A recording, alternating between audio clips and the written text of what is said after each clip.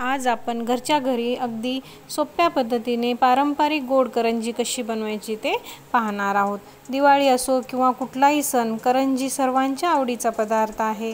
करंजीचे सारण, पीठ आणि तळण्याची सोपी पद्धत मी या व्हिडिओमध्ये दाखवणार आहे। एकदम पातळ असा पापुद्रा असलेली सारण भरगच्च भरून करंजी कशी तयार करायची ते तुम्हाला मी आज सांगते। चला तर मग आता आपण रेसिपीला सुरुवात करूया। सर्वात पहिले मी पीठ मळून घेते। पीठ मळण्यासाठी काय काय साहित्य लागते ते मी तुम्हाला सांगणार आहे।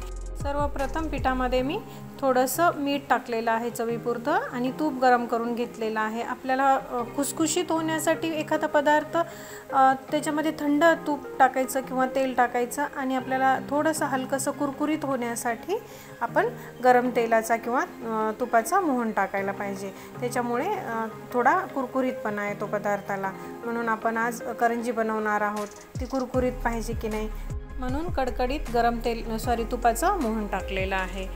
आता हे बघा, असं पीठ एकदम गोळा झालं पाहिजे, म्हणजे ते व्यवस्थित आहे। त्याच्यामध्ये गरम पाणी ओतायचं। जेव्हा आपण गरम तूप किंवा तेल टाकतो तेव्हा आपण गरम म्हणजे कोमट पाणी टाकायचं आहे आणि पीठ मळून घ्यायचं। अगोदर थोडंसं घट्ट मळायचं, घट्ट म्हणजे खूप घट्ट नाही, मीडियम मळून घ्यायचं। अर्धा तास ते झाकून ठेवून द्यायचं, म्हणजे पीठ व्यवस्थित तयार होते। तोपर्यंत आता आपण सारण तयार करून घेऊया। हे मी खोबरं किसून घेतलेलं आहे, अर्धा किलो खोबरं आहे। आता आपण ते हलकंसं गरम करून घेऊया, कारण करंजीला वास लागत नाही।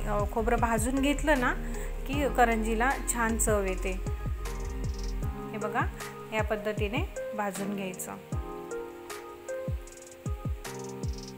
आता ते आपण बाजूला काढून त्याच्यामध्ये सुके मेवे भाजून घेऊया।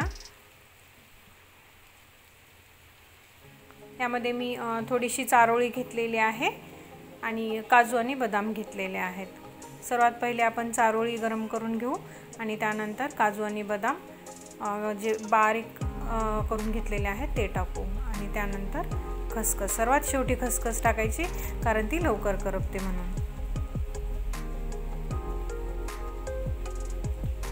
आता आपण ते थंड करायला ठेवू बाजूला काढून। हे भाजलेलं सर्व मिश्रण आहे ना, ते आता आपण थंड करायला ठेवूया। थंड झाल्याच्या नंतर सर्वात पहिले आपण खोबरं काढून घ्यायचं। त्याच्यामध्ये पिठी साखर टाकायची। यामध्येच मी वेलची पावडर पण टाकलेली आहे। जेवढं तुम्हाला गोड लागते ना त्याप्रमाणे टाका आणि त्यानंतर जे भाजलेला सुकामेवा आहे सर्व ते टाकायचा आणि व्यवस्थित एकत्र करून घेऊया। हे बघा, अशा पद्धतीने आता आपण करंजी करायला घेऊ। मी परत पीठ व्यवस्थित मळून घेतलेलं आहे, दाखवायचं विसरले। एकदम पातळ असा पापुद्रा करायचा त्याचा। हे बघा, तुम्ही बघू शकता मी किती पातळ पान लाटलेलं आहे। अशा पद्धतीने लाटायचं आणि करंजी पात्र जे आहे ना त्याला अगोदर आपण तेल लावून घ्यायचं, कारण जे आपण पान बनवलेलं आहे ते चिपकत नाही म्हणून।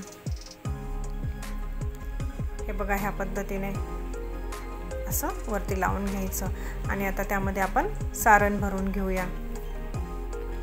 जेवढं बसेल तेवढं भरा, म्हणजे कुणाला कमी आवडतं कुणाला जास्त आवडतं त्याप्रमाणे, तसं काही नाही, पण आमच्याकडे जास्त सारण आवडतं म्हणून मी एकदम गच्च भरते।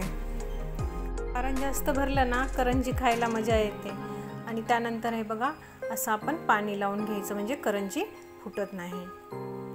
अशा पद्धतीने बनवायची आणि हे एकत्र करून बंद करायचं। वरचं जे उरलेलं जे आहे ना पीठ ते बाजूला काढून घेऊ आपण।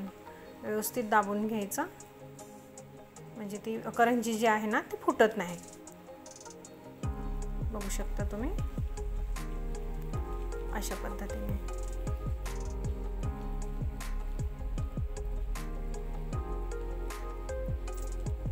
हे बघा, किती मस्त झालेली आहे करंजी, किती भारी दिसते।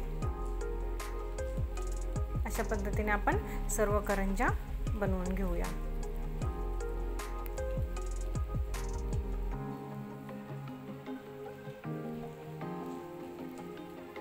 हे बघा,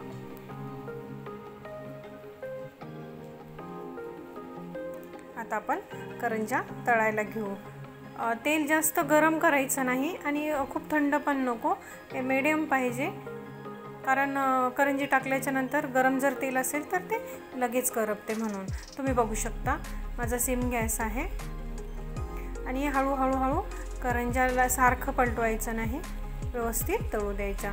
खालून तळून झाल्या की मग नंतर वरची बाजू पलटून घ्यायची।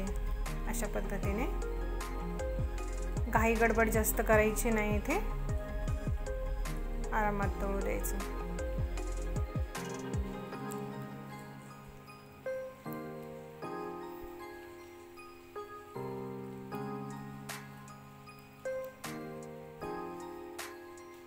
बघू शकता किती सुंदर कलर आलेला आहे करंज्यांना,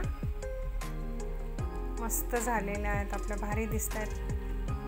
बघा ह्या पद्धतीने तळून घ्यायच्या। आपण आता सर्व करंज्या तळून घेऊया। बघा किती छान दिसते करंजी, हे बघा।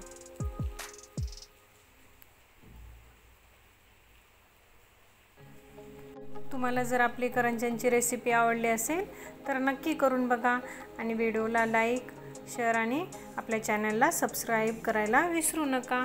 बाय।